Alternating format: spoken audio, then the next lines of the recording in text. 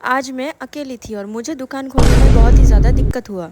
Hey guys, welcome back to my mini blog. सुबह होने के बाद मैं चली गई थी दुकान का सामान खरीदने की और यहाँ पे मेरा फोन स्विच ऑफ हो गया था, इसलिए मैं आगे का वीडियो नहीं बना पाई। घर पे आने के बाद मैं लग गई थी दुकान का सामान रेडी करने के लिए। यहाँ पे हमारा मोमोज रेडी हो चुका था। फिर मैंने इनको स्टीम बैठा दिया और साइड पे चटनी भी। सब रेडी होने के बाद मैं रेडी हो चुकी थी दुकान जाने के लिए। मैं अभी निकल चुकी थी और मुझे सामान लेने में इतना ही ज्यादा दिक्कत हुआ। दुकान पे जाने के बाद ऐसा हालत हो गया मेरा दुकान का, मेरे को तो पता ही नहीं था। रात को गाय ने ये सब किया। उसके बाद मैं दुकान साफ सफाई करने के बाद मैं दुकान ओपन कर चुकी थी। यहाँ पे बहुत ही ज्यादा गर्मी लग रहा था, इसलिए हम लेके आए थे दाबेली और गुपचुप। उसके बाद यहाँ पे मेरा बोर्ड लग रहा था क्योंकि जीजा का दुकान बंद था और मेरे बिजली का प्रॉब्लम आ रहा था, इसलिए मैं बोर्ड लगा दी थी। और यहाँ पे मेरा सारा मोमो देखते देखते खत्म हो चुका था।